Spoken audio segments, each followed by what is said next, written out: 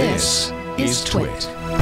So, Dave, you work for a company called Centry Global, and Centry helps companies manage risk with respect to things like the GDPR, correct? That's right.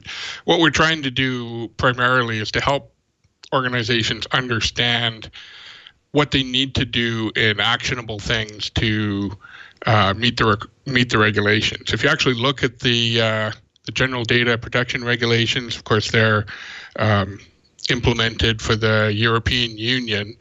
The actual document itself is 260 pages, 99 articles, and 173 recitals. And it's terribly difficult for somebody who's just trying to run a business to understand what they need to do to meet those obligations, and that's what we're trying to do to help. Yes, well, we're very glad to have you here because I'm sure that we have lots of people listening who have heard of the GDPR but don't know all of the particulars about it, or find themselves working for organizations who need to be worried about these particulars, or are simply users of the internet and are wondering how this is going to impact them. And it is going to have an impact, I think, on all of us. First of all, I mean, Dave, just give us the 10,000-foot overview of the GDPR and maybe put it into context, since we have a pretty savvy audience here on things related to data and the internet, how it relates to the privacy framework we've previously seen in place in the EU. Sure. So the main objective of the European Union in enacting these regulations is that people have the protection of their privacy, their private information, is a fundamental right. And so when you share that information, when it's used by somebody for some purpose, you have the right to know that it is being collected, that you have the right to know how it's going to be used, you have the right to know who it's being shared with. And not only that, you have the right to revoke your consent and have that information deleted at some point in the future if that's something important, and to make sure that that data is correct. So these are all things that I think are top of mind for people right now with all of the things we see with the Cambridge Analytica and Facebook and other things and data breaches. People really want to understand what's happening with their data and what their rights are. And in the European Union, they've taken the pretty bold step of saying, we are going to enact a regulation that applies to everybody in the EU and applies to anybody who processes the data of anybody in the EU. And that essentially means it applies to anybody in the world who processes data of persons in the EU, European Union, that they need to meet these regulations.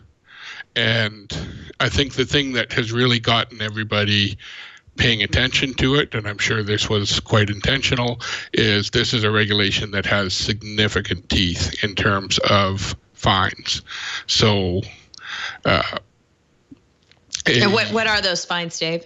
So a gross breach of the highest part of the regulations could result in a fine of 20 million euros or 4% of your company's global revenue, whichever is the higher. So you can imagine that a small company facing a potential of 20 million euros, call that 30 million US dollars, can be obviously threatening to the existence of the company. So that's one thing, but then you look at somebody like Facebook, somebody like Equifax, which I think we've talked about in the past, and you could be talking about hundreds of millions of euros in fines for non-compliance. Right. So maybe another good starting point before we go into the particulars of how companies have to shift their thinking about handling the data of these EU users. We know what the fines are for non-compliance. Who do they apply to? How big do you have to be, or how small do you have to be exempted from the GDPR? Or is anybody exempt? There are some specific rules. If you're a company that's larger than 250 employees, then the regulations apply pretty much across the board. For small to medium-sized companies, say less than 250 employees, if your processing of personal data is, quote, not occasional, which means you do it relatively consistently, then you're covered under the regulations. If you include any of the special categories of personal data, and we'll talk about that in a short bit, then you're included as well. So it goes right across the board. If you're doing any kind of regular processing of personal data of EU persons, then the regulations apply to you. Mike, I'm curious to get your take on this. Obviously, because the EU is such a huge market, people are going to want to do business with EU users and potentially have a physical presence there as well.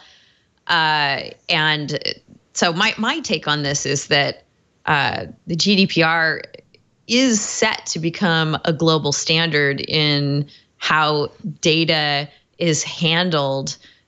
What's your take? Do you think that maybe people will just carve out the EU so as not to have to comply?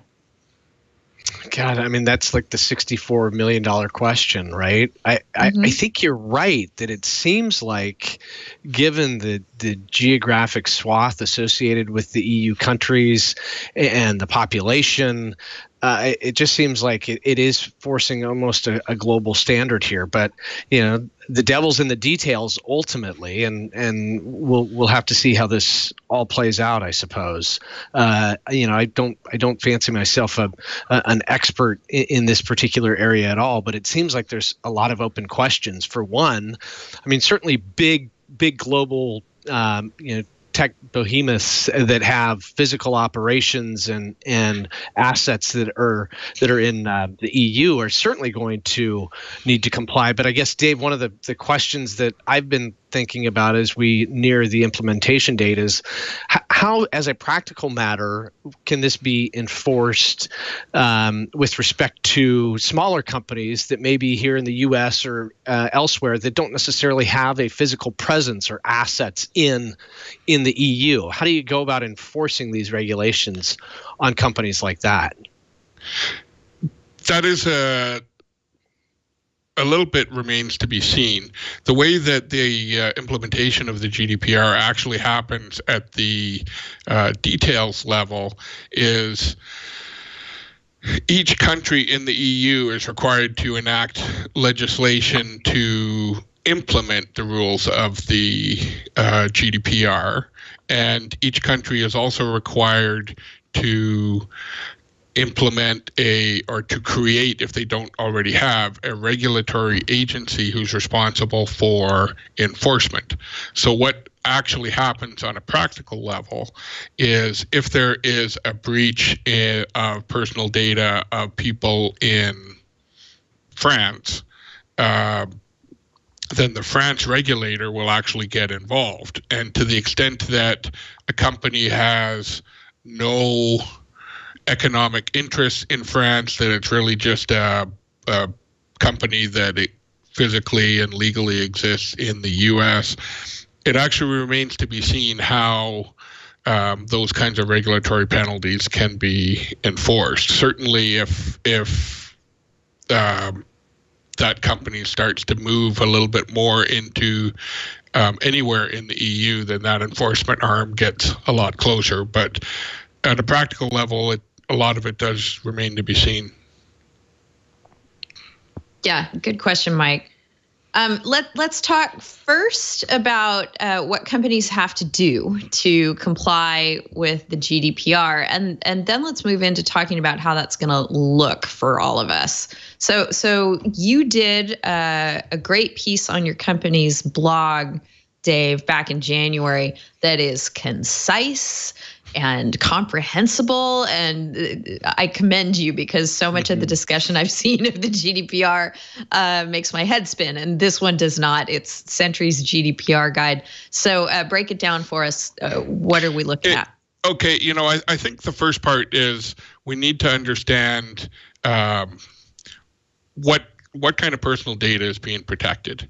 So personal data is things like your name, your any sort of identification numbers, location data, and so on. It can also be physical characteristics, physiological things, IP addresses, and so on. So there's actually a lot of data that is potentially personal data.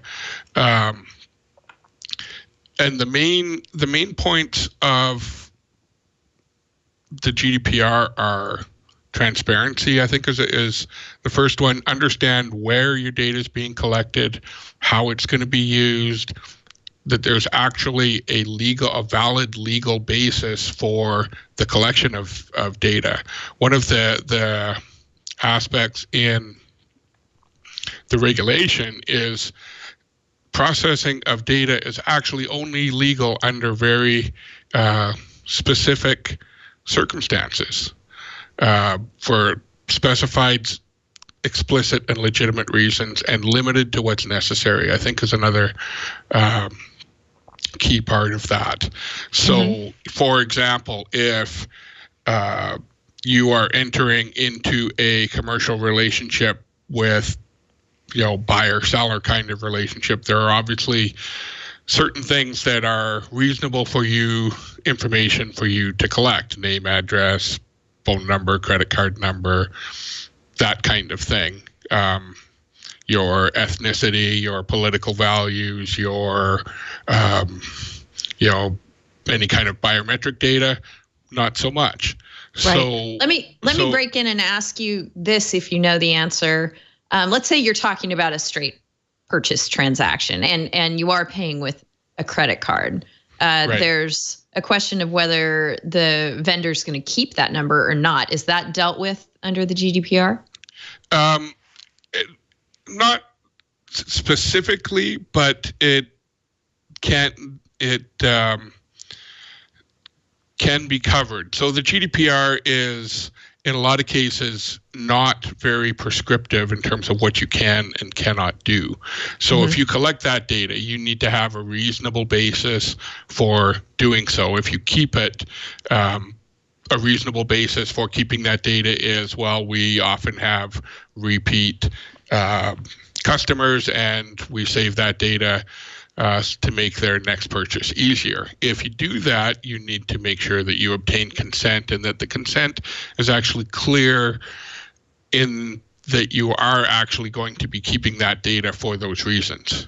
So the biggest issue in GDPR is it comes back to transparency, that you can collect data that is legitimate for the purposes that you're doing, and there are very specific rights and basis under which you can collect that data. And consent is one of them. There are actually some other ones. So let's talk first about consent, because that seems to be a huge part of the GDPR. And I want to come back to that notion that there are other ways that you can collect data about EU residents without getting their consent. Is that what you're saying? Yes. Okay, so talk about consent first. Okay, so consent is in the articles of the regulations. Consent must be freely given, specific, informed, and unambiguous, and that the notice that you're collecting information and that consent needs to be at every point where you collect that data. So freely given means that you can't tie consent to something that's unrelated to it.